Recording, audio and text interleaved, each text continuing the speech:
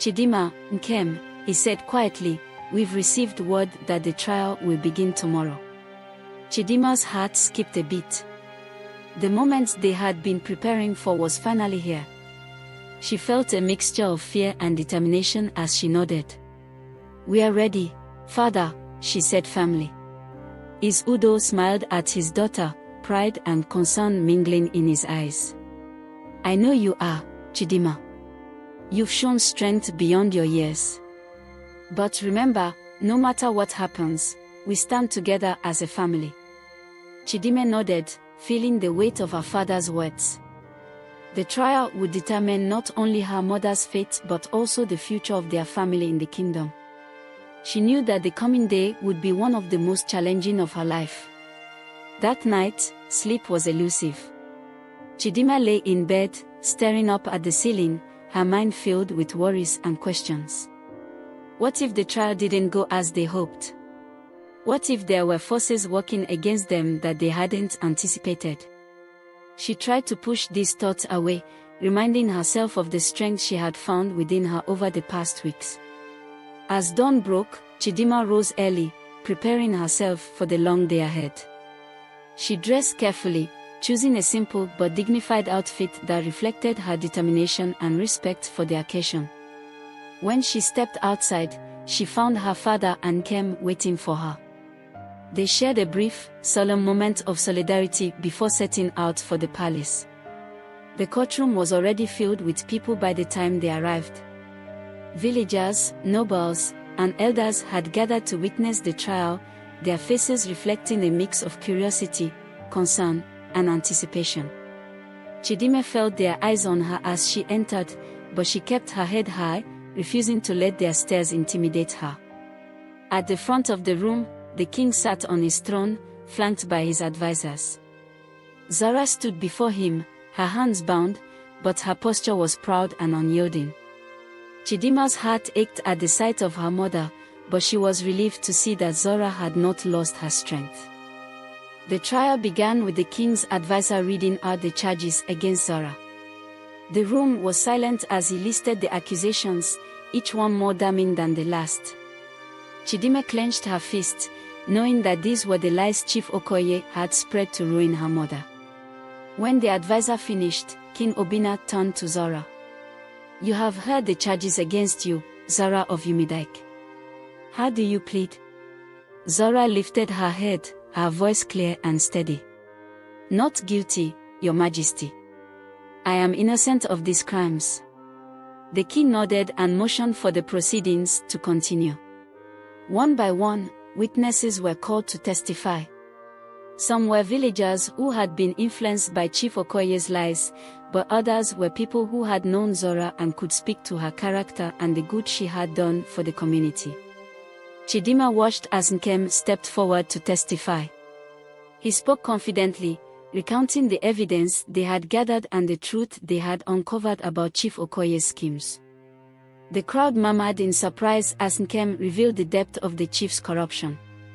Next, Chidimma herself was called to testify. She took a deep breath and walked to the center of the room, feeling the weight of everyone's eyes on her. She spoke from her heart, describing the pain her family had endured, the lies that had been spread, and the truth they had fought so hard to uncover. As she spoke, she could see the expressions of those in the room change. Some looked thoughtful, others ashamed, as if realizing for the first time how they had been misled. Chidimma's words seemed to reach them, and she felt a flicker of hope. Finally, it was Zora's turn to speak. She stood tall and proud, her voice filled with the wisdom and dignity that had always defined her.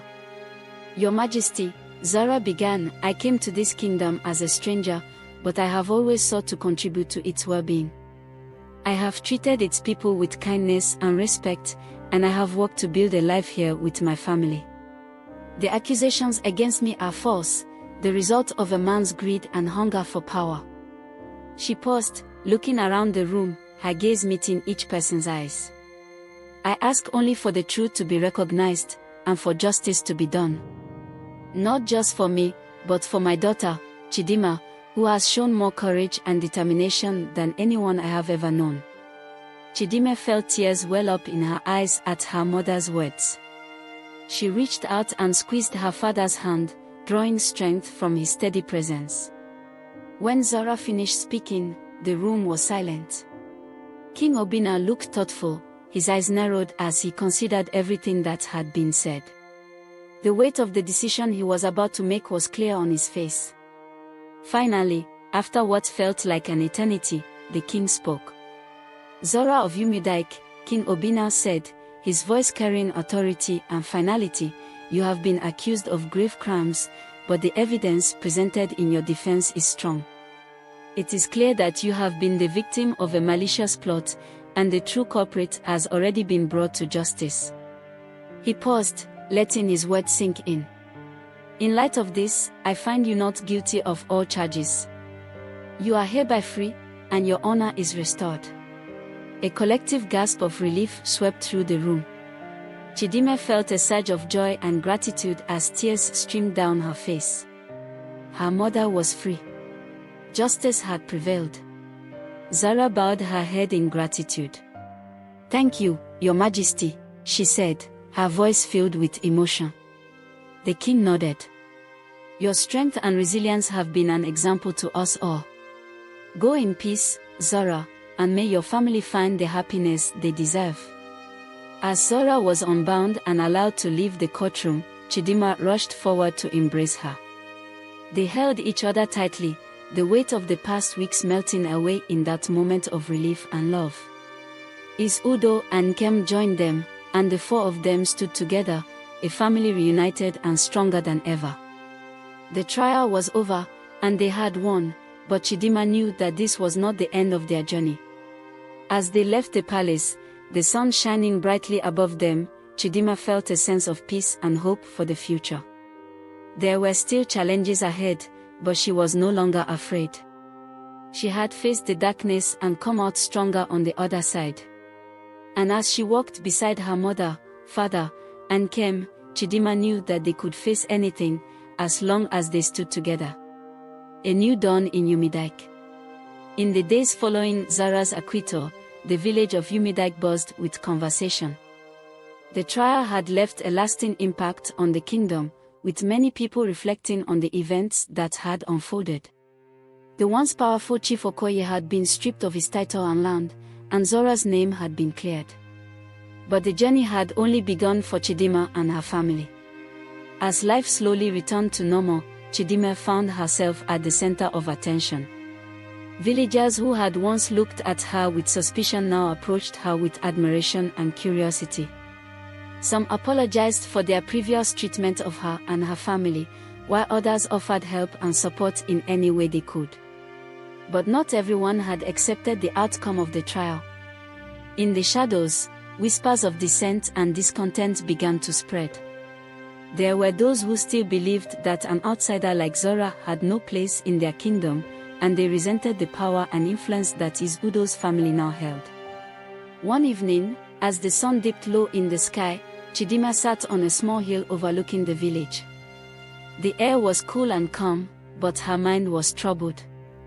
Despite the victory in court, she couldn't shake the feeling that something was brewing beneath the surface. Nkem joined her, sitting down beside her on the grass. He had been a constant source of strength throughout their ordeal, and his presence always brought her comfort. "Chidimma," Nkem said gently, "you seem worried. What's on your mind?" Chidimma sighed, hugging her knees to her chest. "I don't know, Nkem. I just can't help feeling that it's not over. There are still people in the village who don't accept my mother, who don't accept me. I've heard the whispers. They are angry that we won." Nkem nodded, his expression thoughtful. "Change doesn't happen overnight, Chidimma. What we did was important, but it also challenged a lot of deeply held beliefs. Some people will need time to come around, and others may never change." Chidimma looked out at the village, her heart heavy. "I just want peace for my family, for my mother. She's been through so much." Nkem placed a reassuring hand on her shoulder. "And she's strong, just like you.